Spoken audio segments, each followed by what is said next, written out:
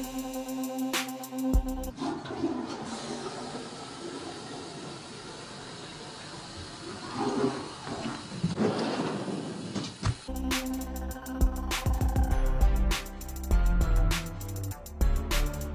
didn't even wash your hands.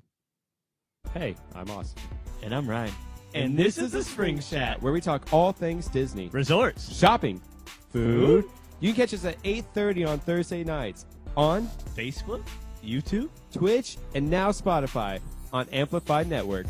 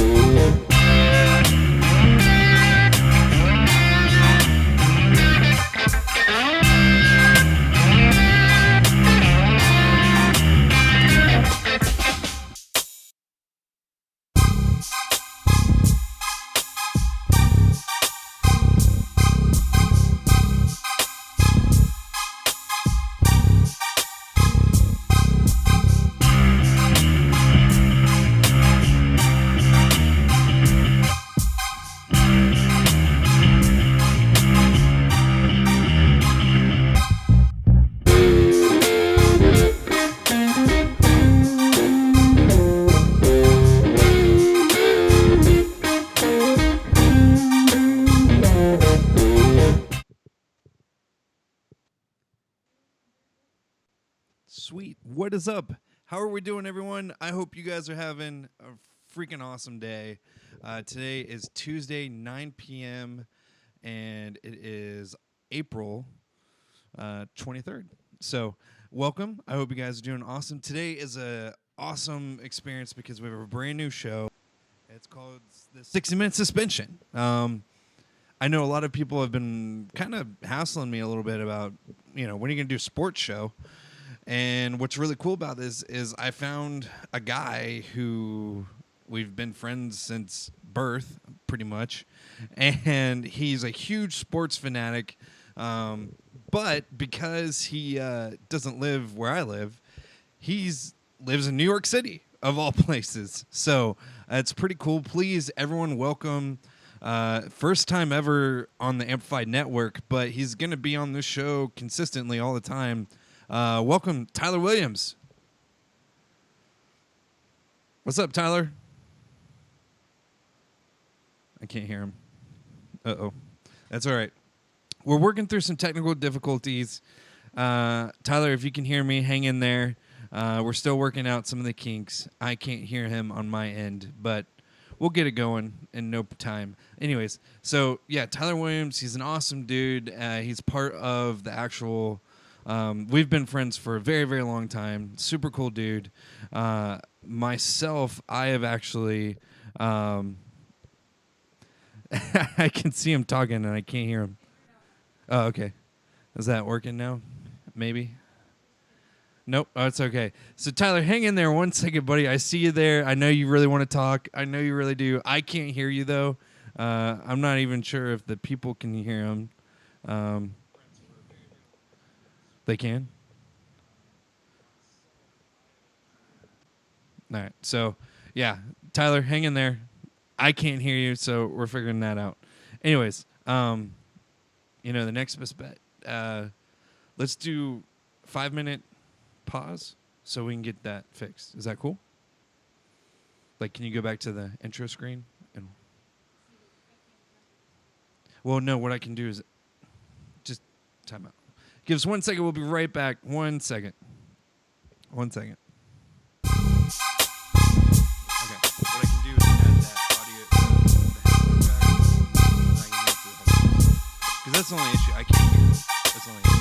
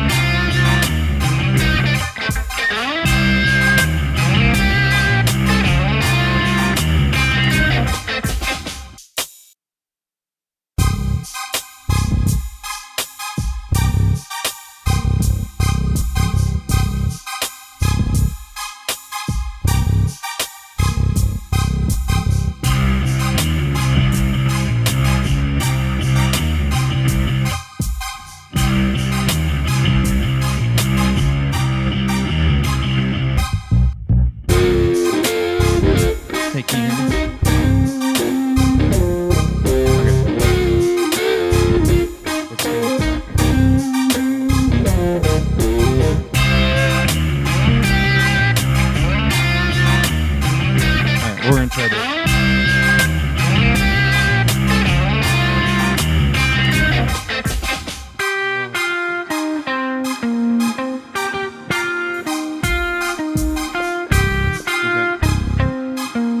All right, Tyler, we're going back.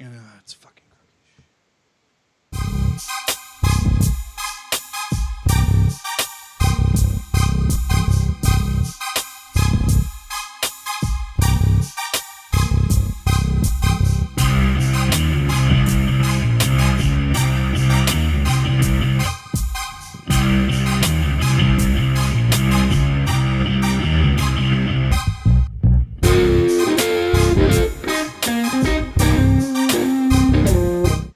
Okay, I'm ready. Let's do it. Tyler, can you hear me? Shit. That's when we transition to the... Yeah, okay. Hang in there. Trying to get all the bells and whistles taken care of. Let's just pause it one more time because I can't.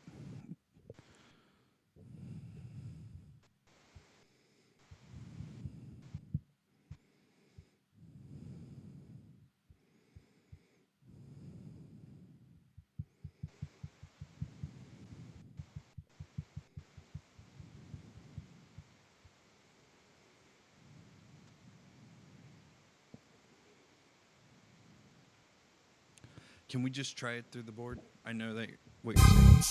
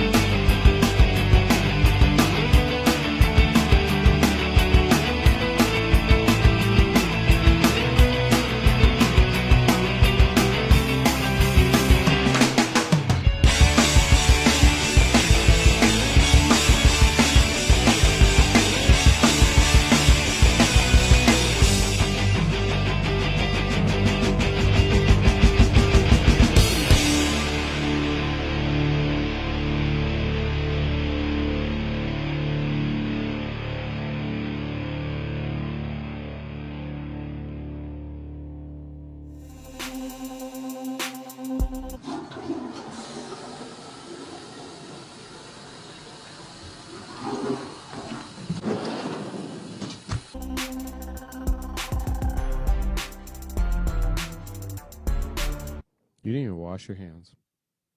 Hey, I'm Austin. And I'm Ryan. And this is the Spring Chat. Where we talk all things Disney. Resorts. Shopping. Food. You can catch us at 8:30 on Thursday nights on Facebook. YouTube. Twitch, and now Spotify on Amplified Network.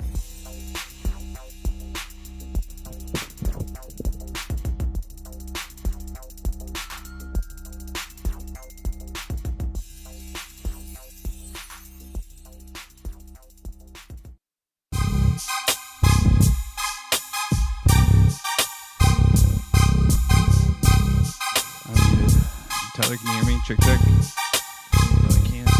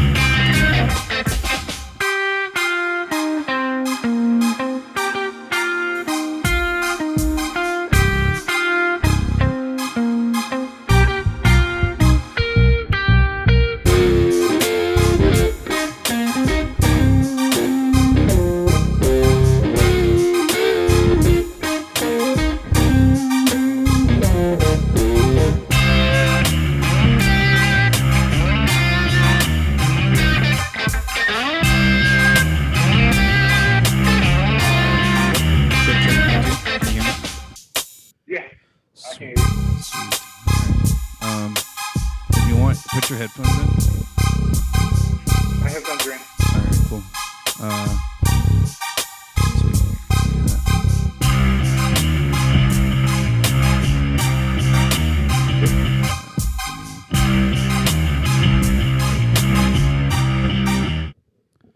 All right. What's up, everybody? How are we doing? Can't really predict these things or plan them out as well as you thought you did. But thank you guys so much for staying with us. This is the 60-minute suspension, and as told by myself to you guys and promised, one of my best friends of all time and probably one of the best guys I know out there, Tyler Williams, is on the phone. Tyler, what's up, man? Hey, how's it going, everybody? This is Tyler here with the 60-minute suspension. Welcome on in. Sweet, man. Sorry. We are going to get the Skype thing figured out right now. We had Skype set up and everything was perfect, but I can't hear him. So I can't have a discussion if I can't hear you. So we will have that up next week, I promise. We'll get all that fixed up. But for all of you who are sitting there and waiting for us and just ready to hang in there with us, thank you so much. We actually got some chatters. Drewski, thank you, man. He's all right. I think you're referring to Antonio Brown. He's all right. And then TJ, thank you for tuning in, man. He said he's loving the music. He was talking about the little intro music that we had going on for us. But, yeah, thank you guys so much for hanging in there. And please make sure that you like, subscribe, everything that we do. We are all over social media. We're on Facebook, Twitch, YouTube. All you got to do is just search us, Amplified Network. All you got to do is just type that in the search bar. We'll pop up. We're right there. And this is in the new show, 60-Minute Suspension. Tyler, you want to kind of give people a little bit of background on like who you are, like kind of why you want to do this show? Absolutely, I'd love to. First of all, thanks, Dan, for introducing me. I want to let you know that I have known Amp since we were like youngins. We're like best friends growing up, so this is kind of a natural feel for us. We're looking forward to doing this show together. We love sports, him and I, and so we're always chatting about it. So why not throw it on air? Talk about all the drama off the field, and just have a good time with it and see if we can bring like a different aspect of sports. Outside of here, you can find me on, I write for The Turf, so you can find me on theturfsports.com. Putting out a couple articles, just did a mock draft the other day. Also put out top 5 players who will slide. Look for that to come out tonight or tomorrow, maybe even Thursday morning.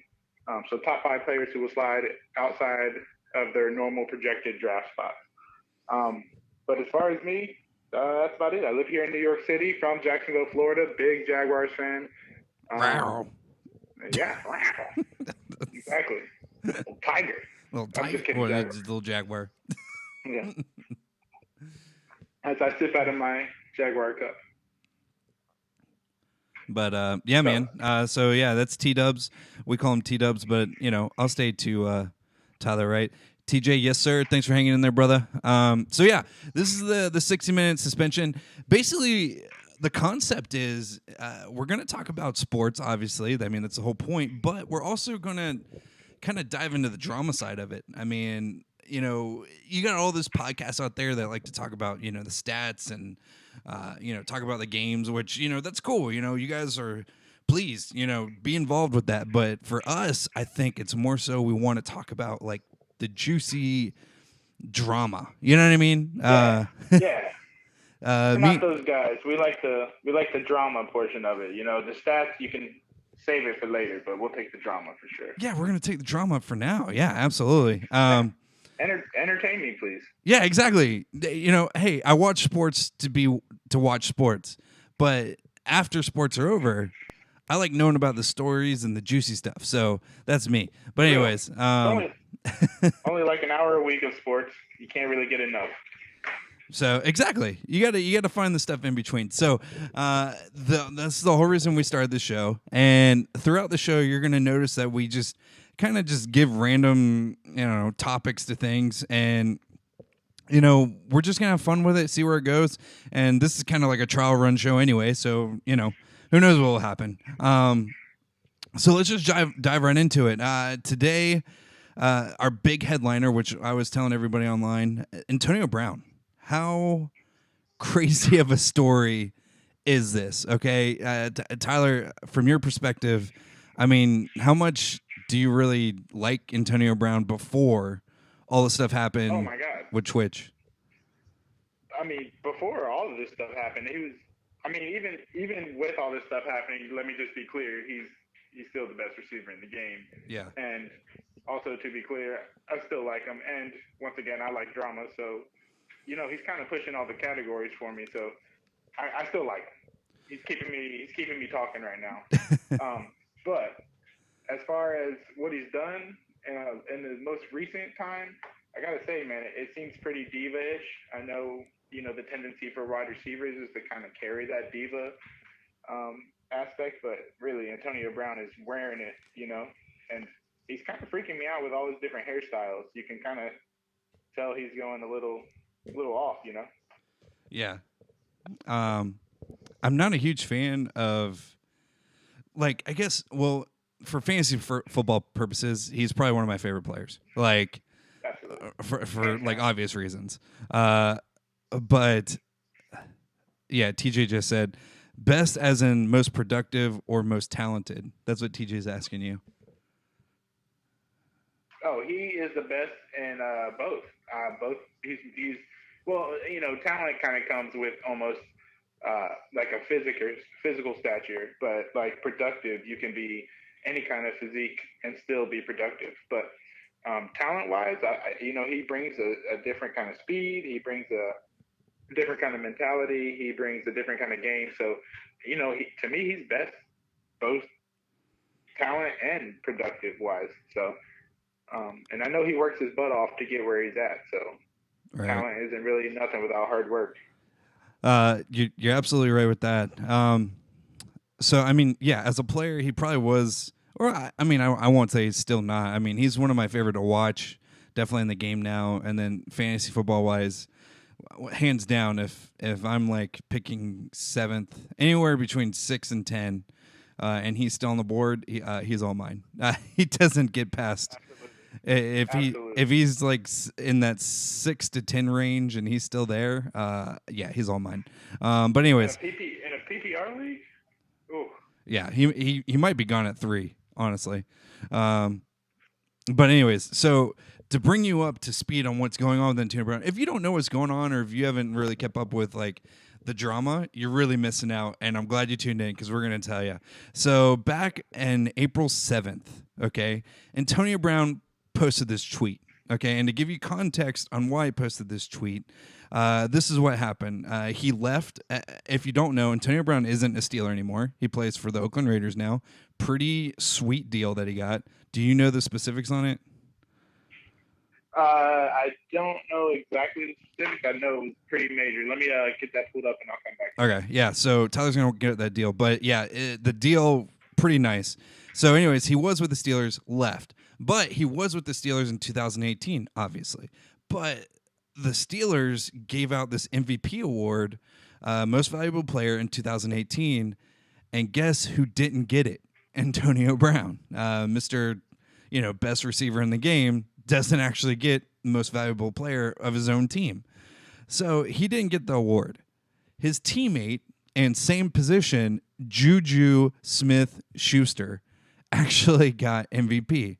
And if you don't know what happened with Juju, or if you haven't kept up with it, back in Week 16 loss, he really messed up, and they were playing the New Orleans Saints. And honestly, the game, I mean, I don't know about your opinion, or like I didn't keep up to that point, but they do need. It was like sudden death for them at this point of the season, so everyone counted, right? Tyler. Yeah. Yeah. Oh yeah. I'm so sorry. Yeah. It definitely sudden. It was definitely sudden death, pretty much for the Steelers. They had a do or die situation. Antonio Brown, to me, seemed to have come up limp, but he likes to throw all the shade onto Juju. Right. So yeah, basically, Juju wins MVP of 2018, but Juju made a huge mistake in the New Orleans Saints game and actually fumbled the ball when the Steelers were up pretty nice. But he fumbled the ball in a pretty crucial moment, and the Saints basically just put a hurting on the Steelers to win the game ultimately for him. And Antonio Brown brings up this fumble in a tweet. Well, the first tweet he says is keep your emotions off the internet. And that's important to say because he writes this out, keep your emotions off the internet. That's the first thing he says. Then he follows it up with, he says this, emotion, boy, fumbled the whole postseason and the biggest game of year. And I'm reading verbatim what he's saying, so forgive me on the grammar because it's his grammar. Everyone went blind to busy making guys famous. Not enough reality these days. One of these things. By the way, check the list. So some of that stuff I don't understand. But the big thing he's doing is calling out Juju for missing the postseason. And then at the end of that whole tweet, he posts a picture of Juju with most valuable player above it. Juju, obviously, he fumbled that play, so that's what Antonio Brown's bringing up, right? Tyler, how do you feel about that statement? And like it's a big statement. It's a big statement, and it's pretty insulting. Especially for former teammates. I'm pretty sure they have a pizza commercial together. So it looks like they have some sort of chemistry. So that there is a relationship between these two cats that they balled together. Yeah.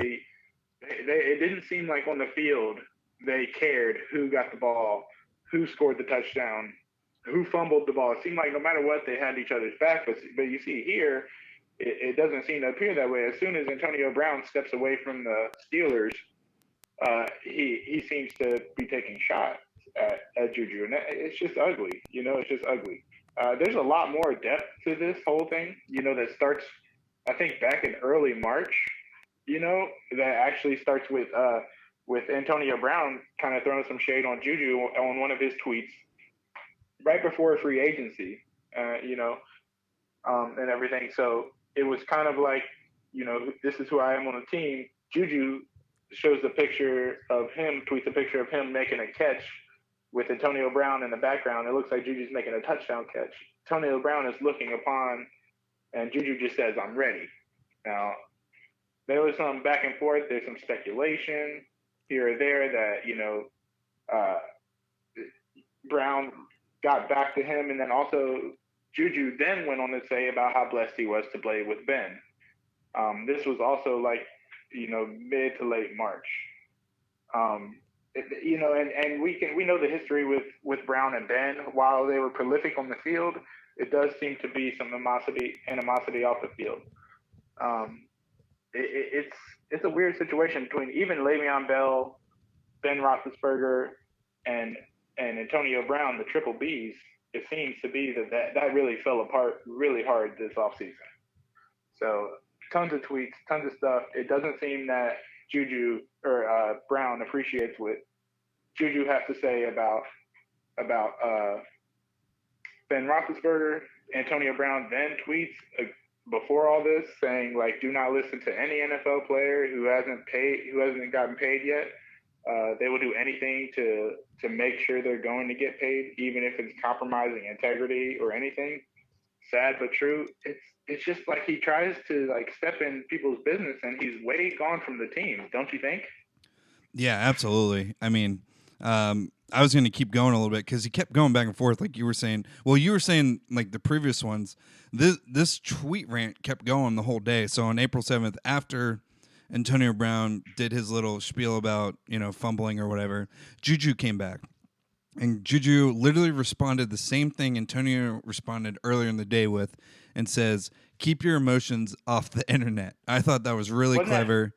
Really good literally move. like 3 hours later, right? Yeah.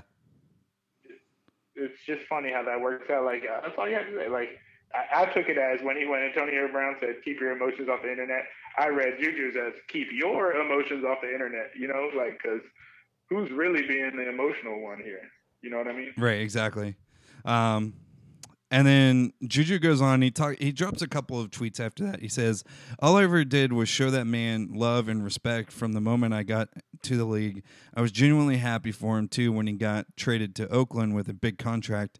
And now he takes shots at me on social media? ? And then he goes on and he says, "Crazy how big that ego got to be to take shots at people who show you love."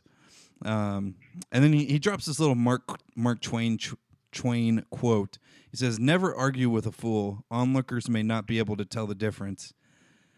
That's true. I mean, pretty solid comebacks, honestly.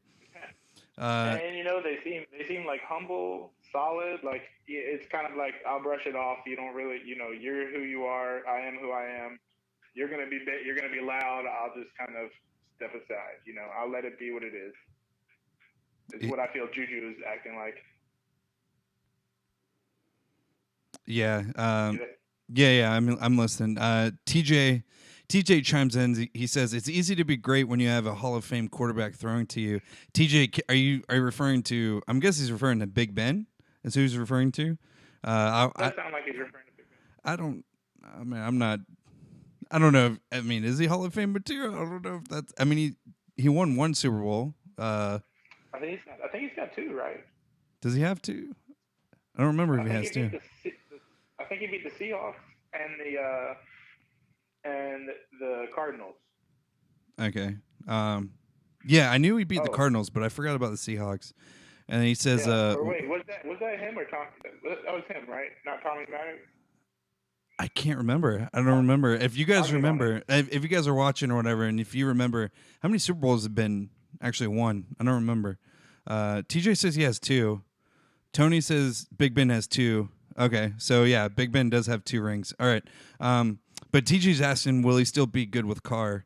We'll chime in that 1 second, TJ. I want to finish up what AB did so the rest of April 7th, that was it. Juju dropped the Mark Twain quote, and that was it. Literally the next freaking day, right in the afternoon, Antonio Brown doesn't really have any words to say. He just drops a private message between him and Juju. And Juju basically is just like, "Hey, man, I'm coming in the league next year. Can you just, give me any pointers if possible? You're one of the best in the league. I just want to learn from you. Can you, show me any, help me out in any way possible?" He has since gone on and deleted this. He went on and deleted this post. But talk about an emotional response to something. How low was that? Was that pretty low? I gotta say that was real low. That's personal stuff. You know what I mean? Like Juju it's like a vulnerable area. Juju sent like a tweet or a message saying like, "Hey, I'm coming to you, hoping to, be under your tutelage, basically. Like, please, help me out. I understand what a great talent you are. I understand how, great you are at this game and how you have crafted this game to your perfection. But and then for Antonio to go back all the way back in 2015 to read those tweets, those DMs." It was I thought that was pretty lame. I thought that was a pretty very childish move to me. Very childish. Yeah, I when I first saw it, because I remember I was at work when I saw that they dropped this. Like someone, I think First Take was like the first ones to talk about it. And excuse me, when I first saw it, I honestly was shocked. Like I thought I was getting punked. Like I didn't think this was real life, and they were so serious about it. Like they were going back and forth about, Antonio Brown just dropping this private message between him and Juju. And just in the back of my mind, I'm like, how petty? Like, how petty is that? You are a multi-million-dollar player now. You just got the biggest deal you've ever wanted. You're playing in a new city. Obviously, you were done with Big Ben. Your emotional drama with all that going on. So you finally got what you wanted. Leave it alone. Like I don't understand. Like, I don't understand what that would have proven. And yeah, obviously he went back and deleted it or whatever, but still, like, dude, just let it go, you know? Yeah, I completely agree. How could you continue? Like, what you got everything. Oh, I got those contract numbers, by the way. But you got everything you wanted. You know what I'm saying? You got Antonio Brown will receive a new contract as part of the agreement that will pay out $50.125 million over the next 3 seasons. Gosh. That's guaranteed cash. That's what that is. It's gone from 0 to $30.125 million. That's insane. The deal could increase to $54 million with incentives. Golly, man, that's nuts. You got literally everything you wanted, and you have to drop a child. I mean, he's basically a kid, man. He's still in college, so you're not even talking to Juju, the now player. You're dropping, like, you know, kids who want to play football for the rest of their life. You know, like, you've just like set a bar for kids who want to get in the game, but now they're scared. You know, maybe, well, crap, man, if I say something, you know, it might come out. You know, like, I don't want to put my stuff out there. You know, he could have easily put a barrier between college and NFL players and just doing that. Obviously, it didn't grow from that, so, you know, it didn't become like a big deal. But, I mean, you really stepped a fine line there, because I can only imagine how many players in college reach out to, you know, the pros and are just like, hey, man, do you mind just teaching me stuff? Maybe even possibly becoming a mentor to me, you know, stuff like that, you know? Yeah, agreed. Like, and then he got the crazy part to me is he got everything he wanted. You know what I'm saying? He got the deal. He took his family out of Pittsburgh. He didn't like Ben Roethlisberger, so he got away from Ben Roethlisberger. Like, he got every single thing he wanted. You know? Yeah. He got a new contract. I'm usually 1 to 10 to agree with the player, honestly. Like, I don't like the owners that much. You know, I'm not a big fan of the owners that much. I really tend to take sides with the players, but on this battle, it's really it became a player on player, and you honestly start to feel like you kind of take sides with Pittsburgh almost, even though, like, you know, you're like, Pittsburgh, what's going on? You're the best team in the, you know, you got the best receiver in the league. Why won't you just pay him? Why won't you just renew the contract? Why won't you just do that? But then you start to see it in this relationship with his teammates, whether it be Antonio Brown or whether it be Juju Smith-Schuster. They tend to just have these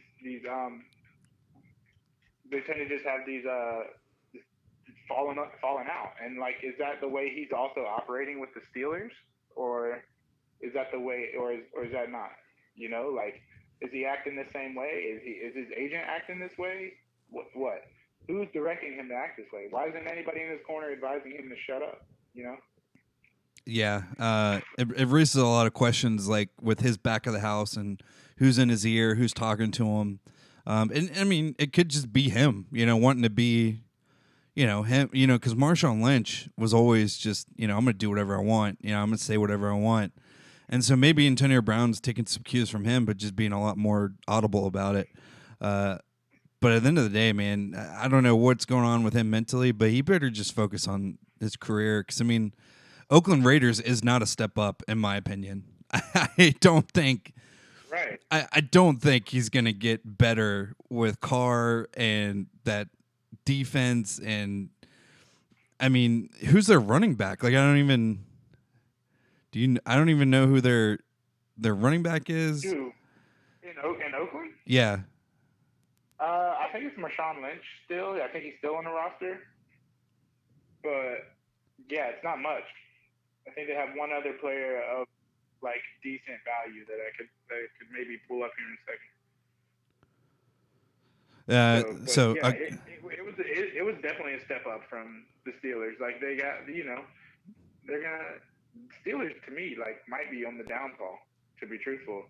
They you know, losing Le'Veon Bell, losing, you know, Shazier midseason to him, which he's making a drastic recovery. but I doubt he'll ever play again. But he's making a huge recovery, and the things he's doing right now is incredible. But just losing pieces like that are huge. And Ben's You know, getting and old. Ben's getting Ben's old. getting very old. He's contemplating retirement like every day. Yeah, seriously, literally. But I just saw a report today that they're close to a new deal with Ben Roethlisberger. What? Yeah, I know. Wow. I'll send you the link on another time. But Yeah. that's when I saw that, I was like, what? Are you kidding me? He's talking about retirement every offseason. So I want to chime in on some of these comments that you might not be able to see. So on YouTube, Ryan, and again, remember, you can follow us on YouTube, Twitch, and Facebook, Amplified Network. All you got to do is just search that, and we're literally right there in your face. Go check us out. We got tons of content all the time. Anyways, Ryan Kelly chimes in. He says, it was a PR move, kids. He's referring to the back and forth. And I think you're referring more towards Antonio Brown, if I'm right, Ryan. Let me know if I'm right on that, because I think you're talking about Antonio Brown trying to stay relevant, because you go on and you say, everyone's still talking about it, so now he's relevant again. When everyone was talking Juju and Bell at the time, he didn't. So he didn't get the recognition that you're referring to. So maybe that's why he was trying to get back in the limelight. But, I mean, in the past, man, like, he's never really been like that. I don't remember him ever kind of, I need attention. I don't remember him ever being like that. Do you? I mean, I don't. But, just like receivers need the ball, they need the camera, they need the spotlight. It's a I need situation. It's a I can do it best. You hear my voice the most. Throw it to my hands the most. But But you're right. I don't know. I honestly I don't know if it was a PR move because why isn't it still going on? Right. It's not really being talked about as much anymore. We kind of brought it up, because it was something that you and I really wanted to just, talk about, because AB, honestly, from when I remember, like in his early years in the league, he literally was never like this. And then when he blew up, he still was pretty humble. Like, I don't remember him ever coming out saying I'm the best in the league. Like, he was no OBJ by any means. So, I mean, right. This, like him just kind of emotionally breaking down on Twitter, I think legitimately was just like, I don't know, maybe an anxiety attack, or maybe just like an emotional breakdown that maybe I made a mistake going to Oakland. Maybe I don't know. I don't know. Yeah, that's what I think. I think he had an emotional attack, and he's feeling regretful for leaving the Steelers, and I feel like he feels partly. I mean, I'm just putting words on him. Right. May not be how he feels at all, but just from the outside looking in, it feels like he might feel like he broke something up that could have been a good situation. They were a very competitive team, even when they weren't gelling, So I feel like he knows even though he got the money, even though he has a little more control of his, I guess you want to say destiny or future or whatever have you, he still might feel like, oh man, I could have won a ring, in Pittsburgh, because I don't think he was part of that ring. When they beat the Cardinals. Nah, that was before him. I think it was like Plexico Burress and Santonio Holmes and all that group. Yeah. I'm sure he probably feels some type of way not bringing a ring there, being at the caliber that he is. And, when him and LB were together and, that core was sick. Like they should have, you really thought that maybe they had a shot there. Yeah, and don't take it for granted either. Like, it's something that he wants. He wants a ring. If AB works his butt off, even right now, through all this drama, I don't know, it's stupid Instagram, but like the only things I see on him on Instagram is just him constantly working, and it's individual. It's not even like team stuff. It's like when he's on his downtime, he's out there on the track at a local high school, just grinding. Like he grinds, so you can tell he has passion for the game, and he has. He has a craft for the game, and he's mastering his craft still. But at the same time, I think he kind of let his character, his lack of character, get in the way here.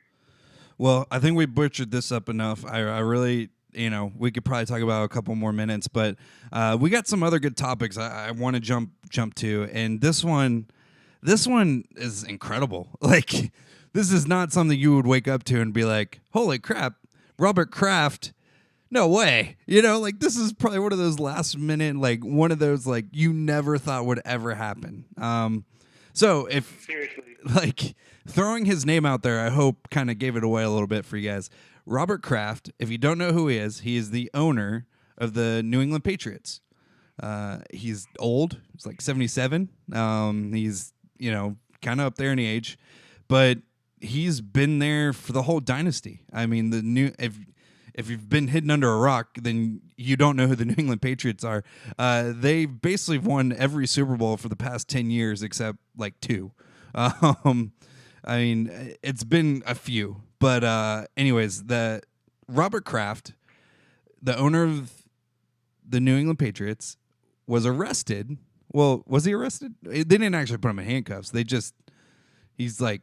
Well, he had a warrant for his arrest. He has a warrant. He wasn't necessarily...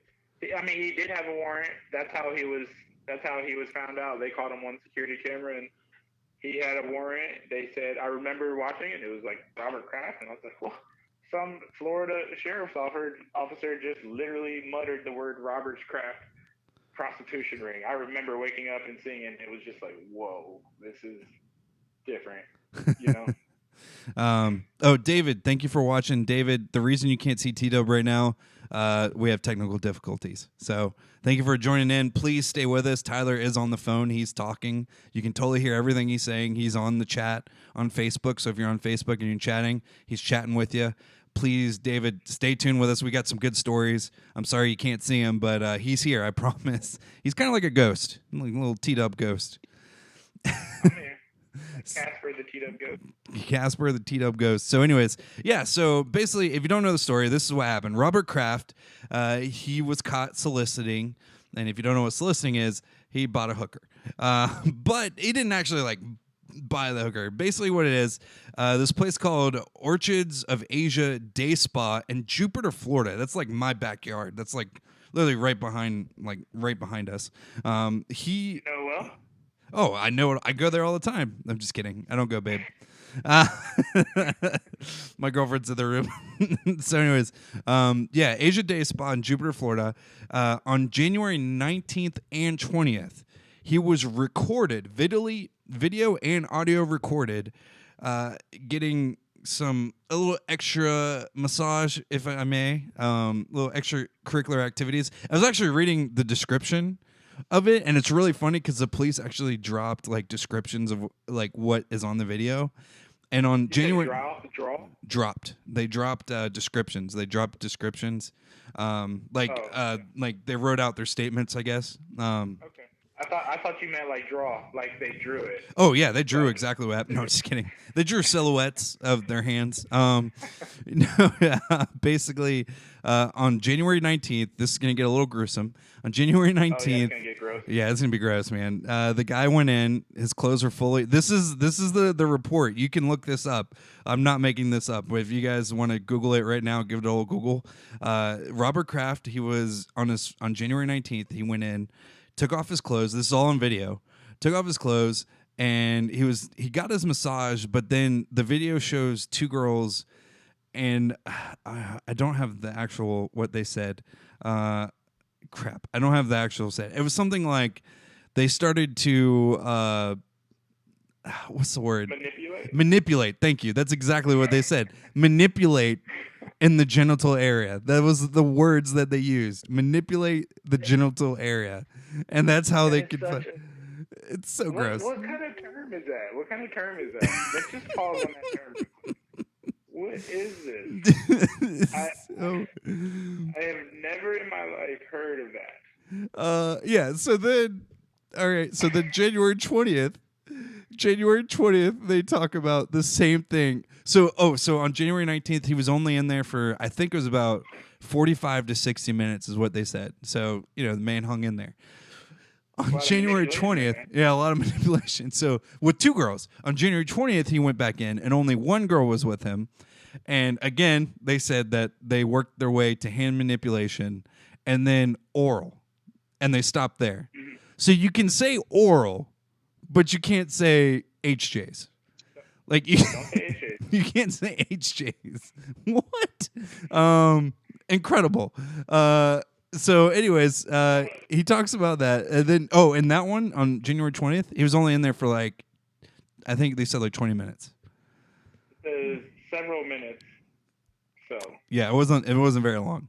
And then on that day, he had to head back to Kansas, or I think it was back in I forgot where they played that playoff game. It was either in Kansas City or New England. I can't remember, but he had to take his private jet back. yeah, it does say though on the 20th that he was caught. It actually says the camera caught him handing 2 bills, including $100 bill. Yeah. And then on the 19th, he got caught handing $200 bills, one to each girl. So that happened as well. So interesting stuff. Hossein, you guys are blowing up the chat here a little bit. Let me go back and catch some of the stuff. Pat's organization is shady. That's what TJ says. David says, I personally see nothing wrong with Kraft getting an HJ, considering Jim Irsay was riding around coked to the gills. Yeah, pretty much. This is very true. Very true. Tony says, probably right. I'm a Dolphins fan, so I'm biased and would love to see him go to jail. So, pretty incredible stuff, man. You guys should probably read up on this. We don't have all the time in the world to run through every single detail of the story, but Robert Kraft obviously is going to fight it. He said, this is what's also interesting about this too. I don't have the picture. He basically, so he's pleading not guilty, right? But he publicly apologized for his actions. So basically, that's confusing. So you apologize for something. Yeah, here he goes. I got it right here. I am truly sorry. I know I've hurt and disappointed my family. Crap, it just went away. Come back. I'm truly sorry. I know I have hurt and disappointed my family, my close friends, my coworkers, our fans, and many others who rightfully hold me to a higher standard. So he apologizes about this, but then he pleads not guilty. Why would you apologize if you're not guilty? Well, don't you know how to work the U.S. legal system? Come on, dude. And speaking of the U.S. legal system, I'm really glad you brought that up. So they might actually win. This story is so weird, okay? So they might actually win. How they found out that he was on video, the police down there in Jupiter, I guess, started hearing rumors that these women were actually doing human trafficking through the day spa. That's what they heard. But they didn't have any proof of it, obviously. So what they did was they sent a like one of those kind of like the food people who make sure like restaurants are clean and stuff. Inspector, that is it. They sent in an inspector to go check out the spa. FDA? Yeah, FDA. Yeah. They sent her in. She came back to the cops and said that it seems like the people are actually living there, which you can't do. That's against the law. If you're going to run a full-time business, you can't actually live in that business. So she told the cops that. So then the cops, and I don't know what they used, but basically they did a really sketchy thing. They created a ruse to get everyone out of there. Like it was either they fake called a bomb threat, or maybe, you know, like one of the smoke detectors weren't working, something like that. And they kicked everyone out. And so all the employees walked out. When they did that, they went in and actually placed all the hidden cameras in 4 different massage rooms, the lobby, and I think there was somewhere else. I didn't catch that. So they left that in there.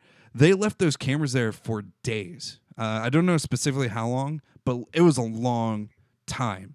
So you can imagine how many like clients went in and out of that place. Like we're talking. They had a laundry list of names. Yeah, it is. They were reading names like nobody's business that day. Yeah, it was all out, like a lot. And also what they did, if you left the parlor, they would pull people over. So like they started pulling guys over for just random stuff, like, you know, oh, you ran that red light. Oh, you're going 2 miles over the speed limit. Oh, you know, whatever. And they would say something to the guys in the cars. Like they would legitimately be like, so we just saw you leave the day spa. What did you do there? What were you getting there? 4 guys snitched on themselves and literally told them, thin crust, literally told them that they went in there to get manipulation to the nether region. I don't think that's exactly what they said, but you get the idea. I mean, I'm pretty sure they exactly said they got their nether regions Manipulated. I'm pretty sure that's how it went. So yeah, they snitched on themselves. So then that's when the sausage. That's when the cops decided on, putting the cameras in and everything, and then that's where it brings us to Robert Kraft. So how Robert Kraft plays into this? He's a very, very famous person, obviously. If that video gets out in any way possible, and it is found that it was illegally taken, he could honestly get off scot-free. Like, literally scot-free. Well, the judge has actually frozen all camera, all video evidence.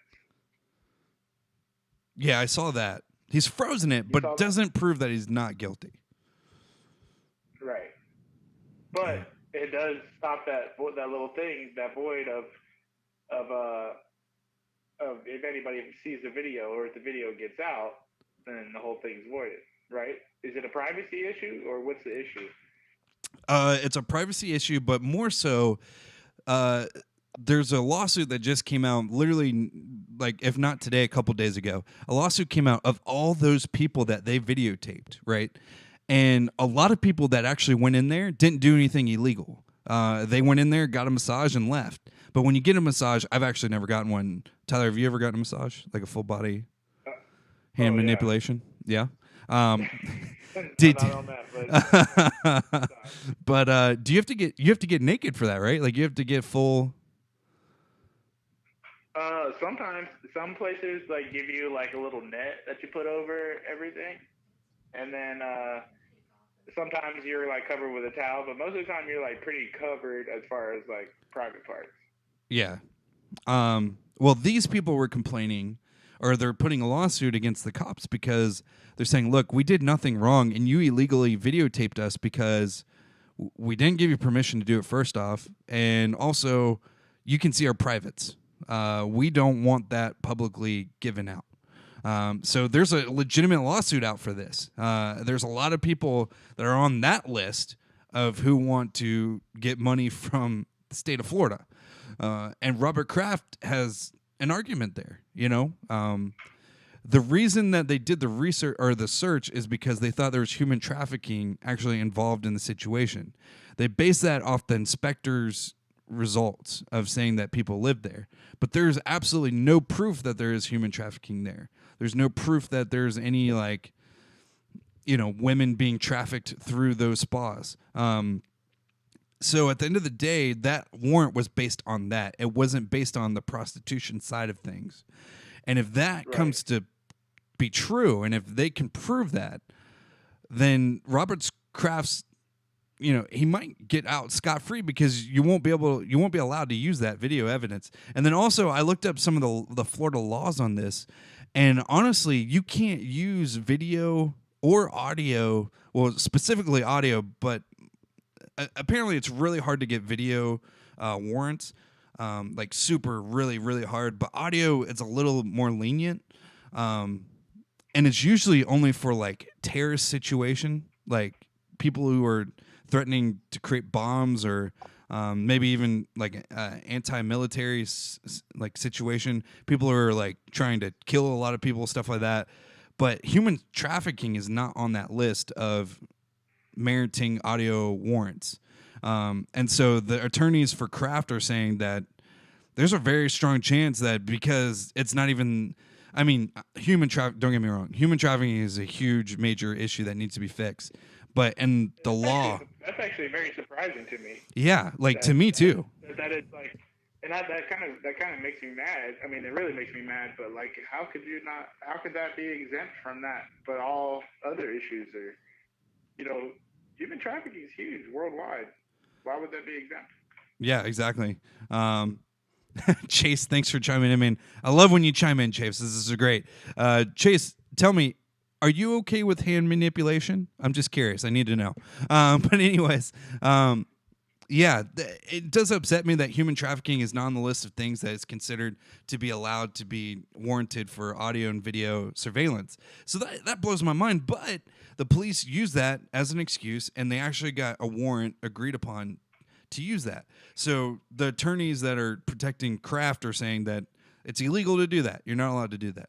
So they have a lot of arguments. The prosecutors have counter arguments for this.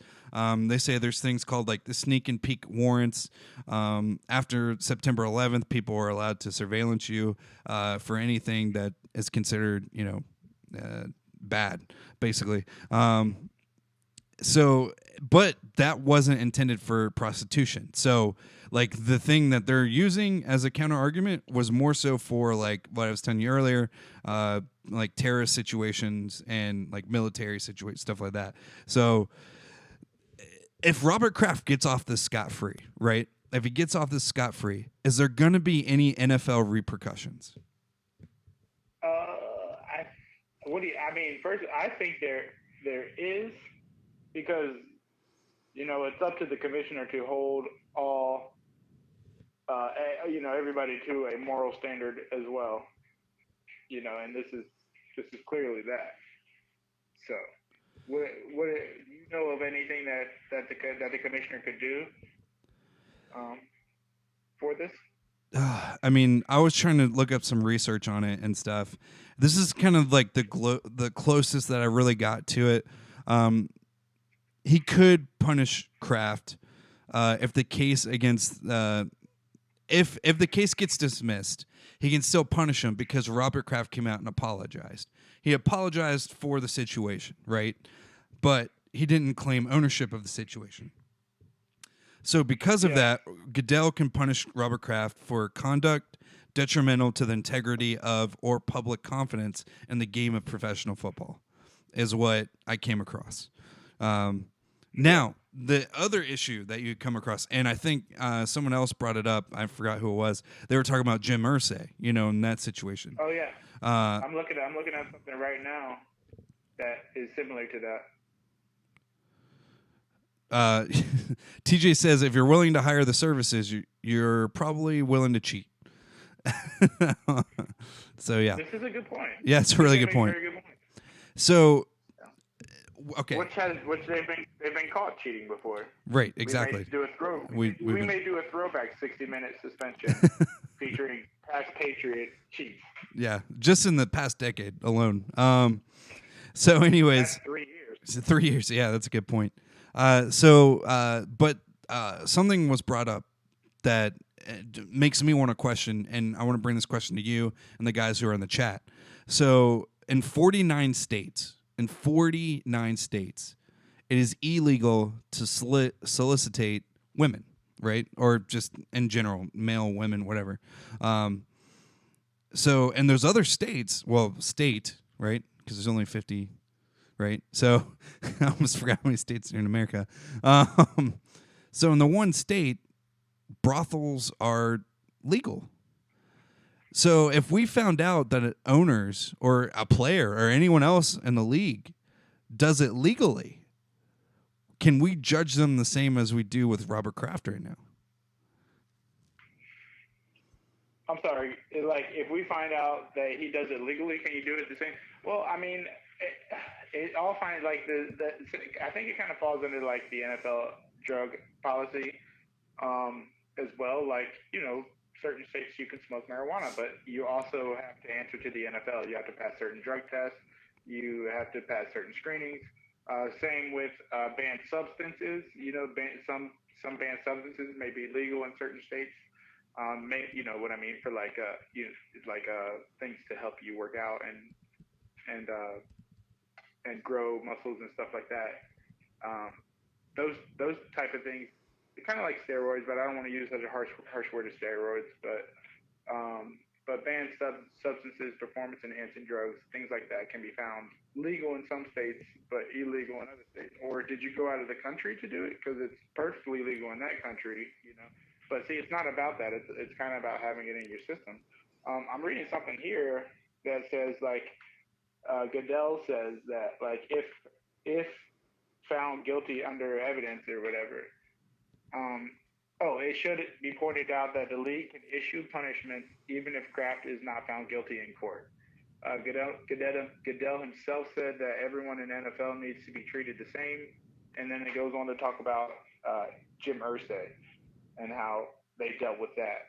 Um, so yeah, there's been cases of of domestic violence. Obviously, that's pretty illegal nationwide. But so, things that kind of vary over those state to state issues, I would say that they kind of eventually fall down to how the NFL can punish you based on their conduct policy and based on their drug policy or based on their, you know, policy. So if it says, hey, we saw the footage, you're guilty. They can choose to punish you. Much like if you get a case dropped, like look at Kareem Hunt. Like I don't know if his case is getting dropped or not, but like let's just say for instance, if that case were to get dropped, the NFL can still can still punish that player. Yeah.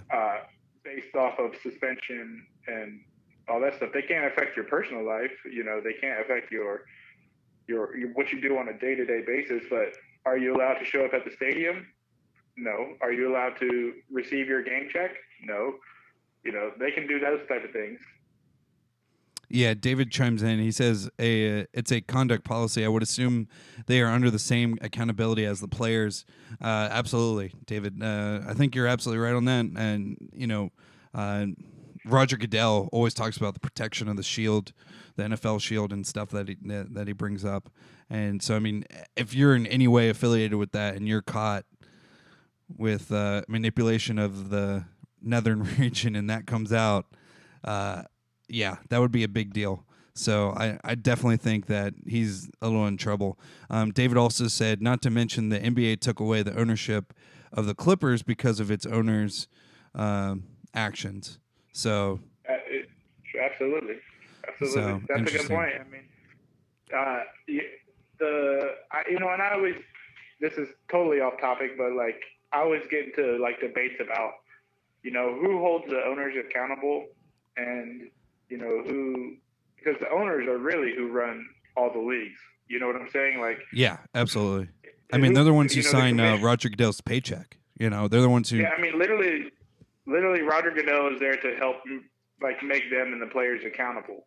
So I always get into this big wrestling match. Like, owners are just like billionaires who have each other's backs. Like, of course they're going to vote for whatever they say each other. If Jerry Jones and Bud Adams are in the same room, or excuse me, rest in peace, Bud Adams, but if Jerry Jones and another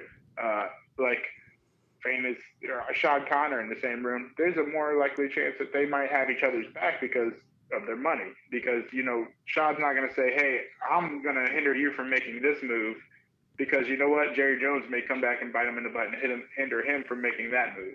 Right. So I hate that about the NFL and other leagues is that the owners have so much leeway and pull and they can do whatever they want. So I think Robert Kraft should pay. I think he should pay like a pretty chunk of change. Same with Jim Irsay. Yeah, I agree with you 100%. I don't think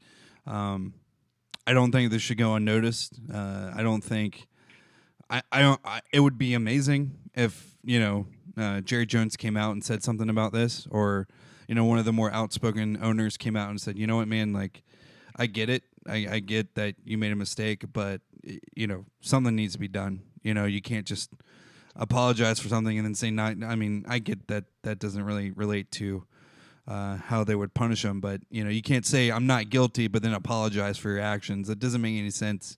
We got to hold these guys more accountable, like you were saying. Okay, so like I said, David brought this up about the NBA, and hold on a second. TJ said the fans hold them accountable. Can't make money if they don't go to the games. That's not true. TV it's not true. Yeah, I was about to say, TJ. Yeah. We, fans. I mean, the apparel, the merchandise, the tickets doesn't even compare. Doesn't even come close to these TV deals, man. Like they can shut the stadium down every week. And still be perfectly fine. Yeah, they are great, buddy. I promise you. I guarantee you, they are great. They don't need us. There's never been a failing NFL franchise. No matter how many teams have moved, none have ever failed. You know what I mean? Right. Like even if you move, you're just moving because you see potential elsewhere. You're not moving because you're really failing. Yeah. So speaking of the NBA, a couple nights ago, we had game. Gosh, what game was it, Tyler? Game 4? Game 4, I think. Philadelphia and Brooklyn Nets. Yeah, I think it was game 4. It was game 4. Let me see if I can. If you didn't see this, give it a little YouTube, and all you have to do is just search, Jimmy Butler and Jared Dudley ejected. I mean, that's literally all you got to say. I mean, you could probably just Google or YouTube search Jimmy Butler, and it'll probably be the first thing that pops up. But there was a little bit of a scuffle. Some bows were thrown, some fists. But basically, the Brooklyn Nets and the Philadelphia, what are they now? The Philadelphia 76ers. They went and they started fighting literally in the stands. Can you kind of explain better how the fight kind of happened?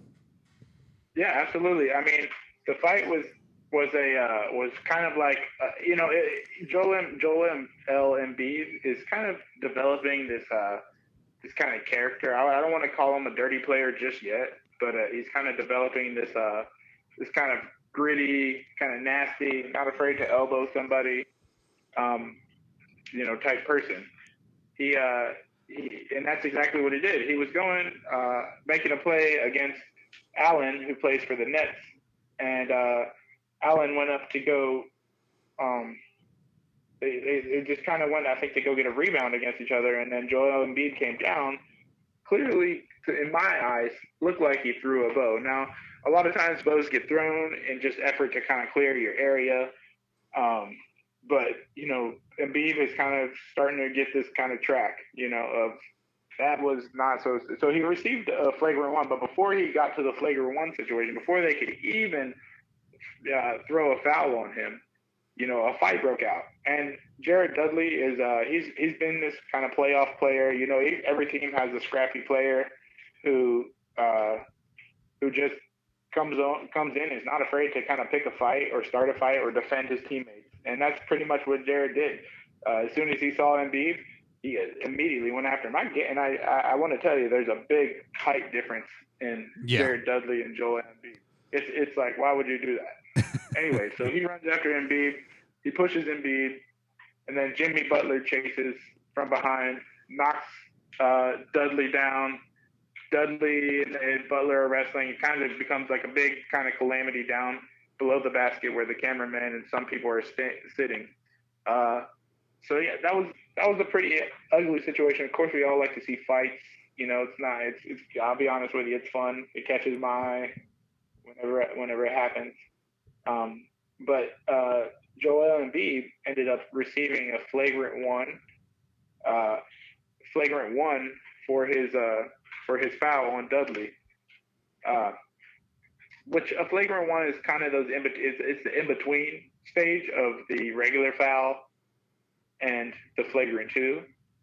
Obviously, using the word flagrant means it's kind of like careless or possibly accidental or something of that nature. So if he gets a flagrant 2, then that means it's pretty much a big foul. He's ejected and all that stuff. But if he just gets a flagrant 1, then it's not as big of a deal. He gets to stay in the game. It goes on his record, and if he gets another one, I believe he's ejected. So for that playoff game, or just for that game? For that game, okay. I have to get with the I'll have to get with the rules on that one, but yeah. So and then after the game, which was funny, I think the Sixers go on to win the game. They control the series now 3-1, I believe, but or they closed it out. I'm not sure, but after the game, Joel Embiid, was being interviewed, and this was pretty close to the end of the game, anyways. But Joel Embiid was asked a question about it, and he said, first of all, he's a nobody, referring to Jared Dudley. Now, see, you could tell. I feel like these players, man, they get so cocky, like the AB thing, and And this, like, to call somebody nobody, I mean, they made it to the NBA. It's pretty solid. It's pretty, yeah. But I guess in Joel Embiid's eyes, he's a nobody. And he said when opponents do stuff like that, they're trying to get us out of our game. He said, I'm too valuable for our team. That's why I didn't react. I did not do anything, and I did not think that was flagrant foul because I played the ball. It's questionable. Like, he has his opinion. He can defend it all he wants. So it's still pretty questionable. But Dudley goes on another side, and when somebody asked him about it, he says he thinks that Embiid is kind of developing to be a dirty player, and then he kind of has a history for this kind of stuff. So there's two sides to this story for sure. Yeah, that's pretty incredible. And you're right. Like, whenever we see a fight in a professional sport of any kind, it makes us question, how did it happen? How long has this been building up? And to put on the stage of a playoff, fight like that, I mean, it's pretty newsworthy. I think at this point, everyone's kind of, moved on from it, because the playoffs are just continually rolling on. They're not going to stop. But, yeah. I mean, also, yeah. All I was going to say was to see, where Embiid ends up, like you were saying, like, is he going to keep being that type of player where just very aggressive, pretty much fouling, Yeah. kind of. I mean, and something I kind of forgot about is that you also have to look at Dudley. Like, I was watching him earlier this playoff series, and you know how I was saying he's one of those playoff players who just kind of come alive in the playoff. You hadn't heard about him all season, and all of a sudden, like, he does a couple scrappy things, and then he's like the eye of the series. But if you look at it, like, Dudley was actually playing pretty aggressive and trying to play mental games with the 76ers throughout the series. He made his mark on in the first half of the series by talking trash to Ben Simmons throughout the whole game. Now, Ben Simmons is probably the best, if not the second best player on the court behind Joel Embiid. So to call Ben Simmons average, in his ear was pretty funny. So maybe that's the whole reason that Embiid wanted to call Dudley a nobody. Yeah. Because Dudley's really been kind of, talking smack this whole series. So he's just that guy, that playoff guy that comes alive and gets his little 15 minutes of shine.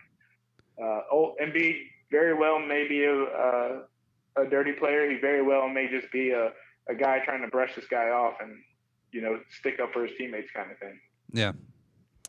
Well, let's kind of close this out a little bit. We talk about a lot of drama. We talk about a lot of, just hand manipulation on the show. So, and then we had to talk about fighting. But let's talk about something a little lighthearted. This was a story that I actually got from ESPN. I work a lot around sports shows. So I get a lot of newsworthy shows. And since it was on ESPN, I figured, hey, might as well, it's sports related, I guess, This is a cool little story out of all the places you would have guessed, New Zealand. You can literally Google this. This is a really funny story. New Zealand kid, 16 years old. You ready for this? He swings for 32 straight hours. Swinging. 32 hours of swinging. Literally. Not manipulation. Swinging. No manipulation here. He's physically on a 2x4 swinging with chains on either side of him.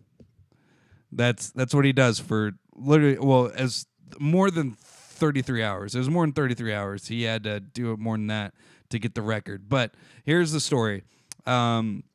Charlie O'Brien, 16, from New Zealand, may just be the latest Guinness World Record holder after swinging more than 33 hours straight.